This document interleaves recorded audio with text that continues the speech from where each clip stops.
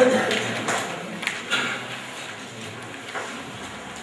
पहले तो मैं हाईकोर्ट बार एसोसिएशन के प्रेसिडेंट के सेक्रेटरी और जो भी पदाधिकारी हैं उन लोगों को धन्यवाद देता हूँ, उनका आभार मानता हूँ कि उन्होंने मुझे यहाँ पर मौका दिया कि आप लोगों को कुछ हम सुकून कर सकूँ।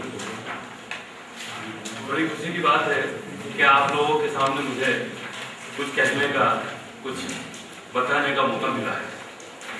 मैं मेरे टॉपिक को कोशिश करूंगा कि 2 पार्ट में डिवाइड कर दूं। I am going to divide my lecture into 2 part. One relating to the safeguard available to the accused in the CRPC. दंड प्रक्रिया संहिता में अभियुक्त को कौन कौन सी सुरक्षा मुहैया कराई गई है, जिनका खास तौर से हमें उस वक्त ध्यान रखना चाहिए जब हम किसी एक्यूज की पैरवी कर रहे हो। CRPC it is a procedure law. Procedure के बारे में आप लोग बहुत अच्छे से जानते हैं कि प्रोसीजर हम लोगों की सफलता को सुनिश्चित करता है, सुव्यवस्थित करता है।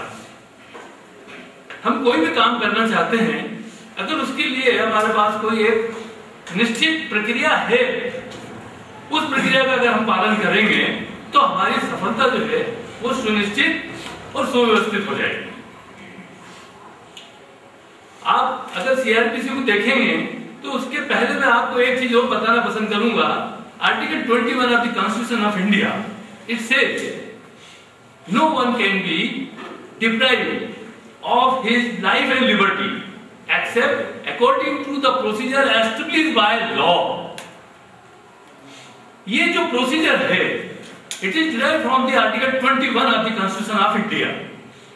भारत के संविधान के अनुच्छेद 21 में यह बात कही गई है, किसी भी व्यक्ति को उसके जीवन और उसकी दैहिक स्वतंत्रता से प्रक्रिया के बिना वंचित नहीं किया जाएगा। अब यह प्रक्रिया आपको पूरी तरह से सुरक्षा प्रदान करती है, आपकी सफलता को सुनिश्चित करती है। सो फार caption safeguard available to the accused in the provision of CRPC is concerned, I want to draw your kind attention on provision 46 of the CRPC. धारा 46 गिरफ्तारी की प्रक्रिया के बारे में बताती है। आप लोग सब वाकिफ हैं, पुलिस कैसे गिरफ्तारी करती है, ये आपको पूरा पता है, उसके बारे में मुझे आपको बताना नहीं है। लेकिन कानून में जो प्रक्रिया दी हुई है गिरफ्तारी के बारे में, वह प्रक्रिया ये है कि आप उस व्यक्ति के जिसको गिरफ्तार किया जाना है शरीर को तब तक छुएंगे भी नहीं जब तक कि आपको ऐसी कोई परिस्थितियां नजर ना आती हो जिससे ऐसा लगे कि वह व्यक्ति आपकी गिरफ्तारी का विरोध कर रहा है या आपकी गिरफ्तारी से बच निकलने वाला है। अगर आपने उसको जाकर ये बताया कि आपकी जरूरत है, आपको गिरफ्तार किया जाना है, और अगर वो शब्दों से भी ये कह देता है yes I am under your arrest, तो जो गिरफ्तार करने वाला अधिकारी है कायदे से उसको टच भी नहीं करना चाहिए। सुप्रीम कोर्ट ने कई प्रोनाउंसमेंट में हथकड़ी के बारे में कहा है। आप लोगों को सबको पता है हथकड़ी कब और किन परिस्थितियों में लगाई जाएगी। ये कहानी धारा 46 से शुरू होती है। व्यक्ति को गिरफ्तार करने के पहले उसके मान सम्मान इन सब का भी ध्यान रखा जाना निहायत जरूरी है।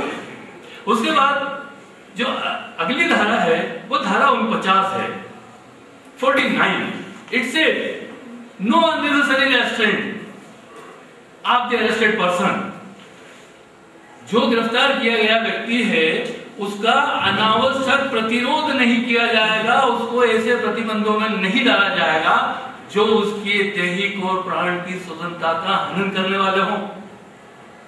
फिल्मों में देखते हैं आप, अमिताभ बच्चन को गले में भी चेन बांध दी जाती है, पैर में भी चेन बांध दी जाती है। ये सब कुछ नहीं है।